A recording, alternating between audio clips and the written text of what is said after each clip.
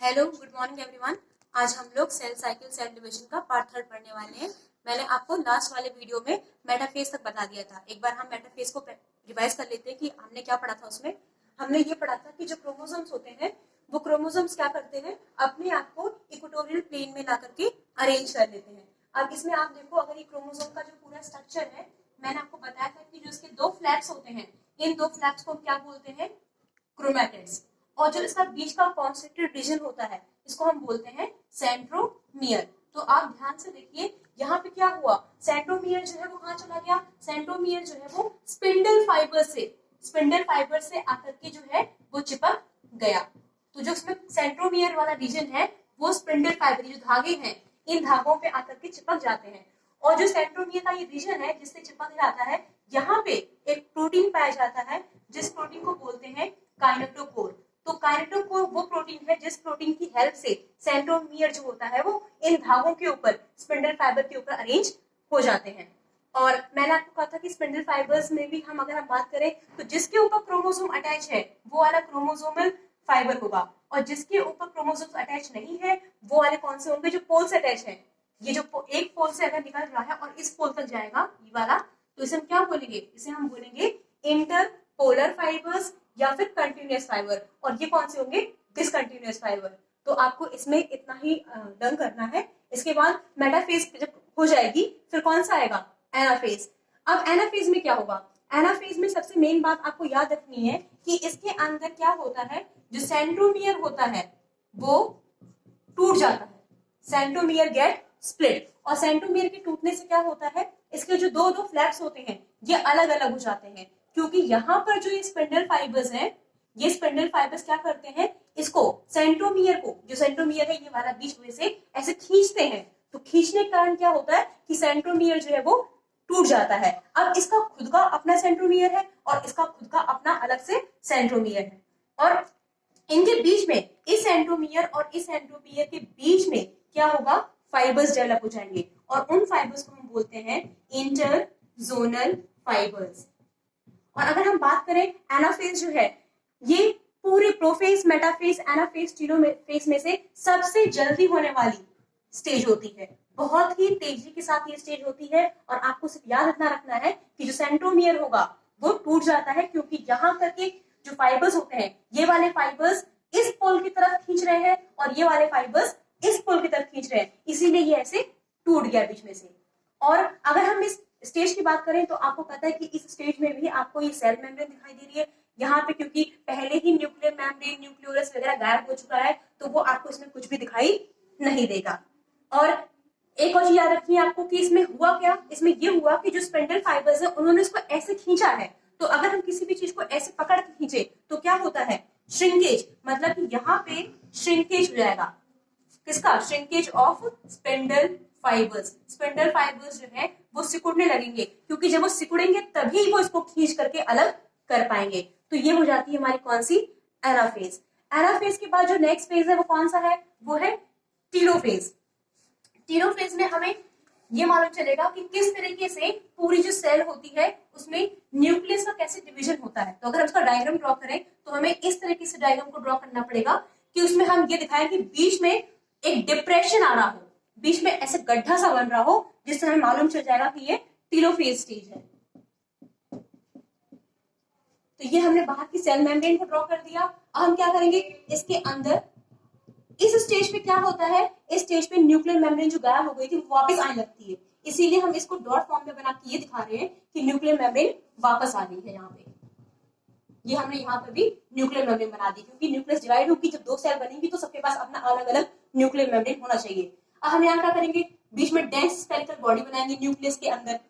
तो क्या होगा, ये हो जाएगा हमारा न्यूक्लियोलस, और ये क्या है, हमारी न्यूक्लियर मेम्ब्रेन, और ये हमारी कौन सी हो गई, सेल मेम्ब्रेन। और इसके अंदर हम क्या बना देंगे, इसके अंदर हम बना देंगे क्रोमोसोम। ये क्रोमोसोम हम इसको खुला खुला बनाएंगे, क्योंकि जो क्रोमोसोम हमारे ऐसे फोल्ड वाले क्रोमोसोम्स थे वो टीलोफेज में आते आते क्या हो जाते हैं, अनकॉइल, मतलब उनकी जो कॉइलिंग थी, वो जो पूरे मुड़े हुए थे, वो क्रोमोसोम खुल जाएंगे, इसलिए हमने इनको खुला हुआ बना दिया। और क्योंकि ये एनिमल सेल है, आपने न्यूक्लियर मेम्ब्रेन ड्रॉ कर दी, न्यूक्लियोलस ड्रॉ कर दिए, क्रोमैटिन फाइबर्स ड्रॉ कर दिए। हमें यहाँ पे किनारे पे सेंट्रोजोम भी ड्रॉ करना पड़ेगा। तो हमने यहाँ पे क्या किया, सेंट्रोजोम ड्रॉ कर दिए। तो टीलोफेज में क्या याद रखना है कि टीलोफेज में क्या होता है, फॉरो फॉर्मेशन होता है। फॉरो किसको बोलते हैं, ये जो बीच में हमने ऐसे लाइनिंग बना दी, इसके कारण हमें मालूम चलेगा कि न्यूक्लियस डिवाइड हो रहा है, तो इसको हम बोलते हैं फॉरो फॉर्मेशन। और हम क्या याद रखेंगे कि इस स्टेज में हमारी जो न्यूक्लियर मेम्ब्रेन है ये वापस आ गई, न्यूक्लियोलस भी वापस आ गया, और क्रोमैटिन फाइबर्स जो पूरे क्रोमोसोम का जो गुच्छा था, जो मुड़ गया था, वो खुल गया। तो ये हमारा टीलोफेज हो गया, मतलब कि न्यूक्लियस डिवाइड हो गया। और न्यूक्लियस डिवाइड हो गया मतलब क्या हो गया, यहाँ पे कैरियोकाइनेसिस कंप्लीट हो गया। और अगर न्यूक्लियस डिवाइड हुआ है तो उसका मतलब ये है कि जो आसपास में क्या होगा, इधर पे साइटोप्लाज्म, उसका भी डिवीजन होगा। तो बीच में से हम ऐसे इसको अगर ऐसे लाइन खींच दें, ये दिखाने के लिए कि ये क्या हो रहा है, साइटोप्लाज्म का डिवीजन हो जाएगा। तो बाद में क्या होगा, हमारी दो सेल्स बनेगी, टू डॉटर सेल्स, ये दो बना दी, ये क्या हो गया, सेल मेम्ब्रेन, ये इसकी सेल मेम्ब्रेन। बीच में यहाँ पे क्या होगा, न्यूक्लियर मेम्ब्रेन, दोनों का बना दिया न्यूक्लियर मेम्ब्रेन। अब इसके अंदर यहाँ पे क्या हो गया, न्यूक्लियोलस बना देंगे। फिर ये क्या हमने बना दिए, ये हमने क्रोमैटिन फाइबर्स, क्रोमोसोम बना दिए। और यहाँ पे हम क्या बना देंगे, सेंट्रोजोम, दो सेंट्रियोल के साथ। तो इस तरीके से हमारा क्या हुआ, माइटोसिस में टू डॉटर सेल्स का फॉर्मेशन हो गया। और हमने देख लिया कि किस तरीके से ये पूरा डिवीजन कंप्लीट होता है। और अगर हम बात करें कि ये तो हमने माइटोसिस देखा किसमें, एनिमल सेल्स में। अगर हम बात करते कि यही माइटोसिस प्लांट्स में हो रहा होता, तो बिल्कुल सेम प्रोसेस होगी जैसा इसमें हुआ है, प्रोफेज, मेटाफेज, एनाफेज, टीलोफेज, सब कुछ वैसे ही होगा। लेकिन अगर प्लांट सेल होती तो आपको पता है कि बाहर क्या होती, बाहर क्या होती है, सेल वॉल, उसके अंदर क्या होती है, फिर होती है सेल मेम्ब्रेन। तो कहने का मतलब ये है कि उसके अंदर जो एनिमल सेल्स होती हैं, हमने पढ़ा कि एनिमल सेल्स में क्या होता है, एनिमल सेल्स में सेंट्रोजोम प्रेजेंट होता है। सेंट्रोजोम एनिमल सेल में होता है, लेकिन जो प्लांट सेल होती हैं उनके अंदर सेंट्रोजोम नहीं पाया जाता। अगर इसमें सेंट्रोजोम पाया जा रहा है तो जाहिर सी बात है कि सेंट्रोजोम के अंदर क्या होते हैं, सेंट्रियोल।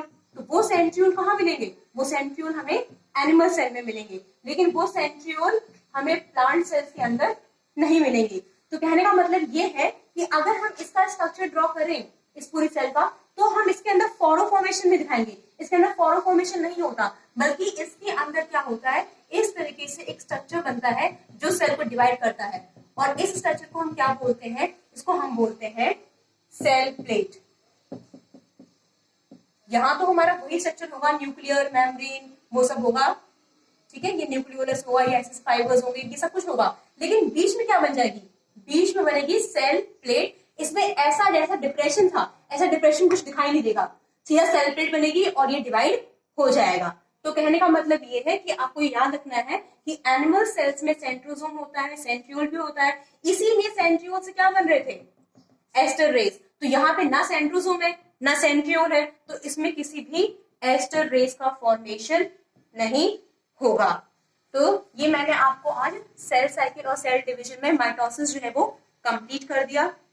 अब हमारा जो नेक्स्ट वीडियो होगा उसमें हम मियोसिस स्टार्ट करेंगे। अगर आपको इतना समझ में आया है तो आप वीडियो को लाइक कर दीजिए, चैनल को सब्सक्राइब कर दीजिए और बेल आइकन को प्रेस कर दीजिए, तब ताकि आपको फर्दर नोटिफिकेशंस मिल जाए।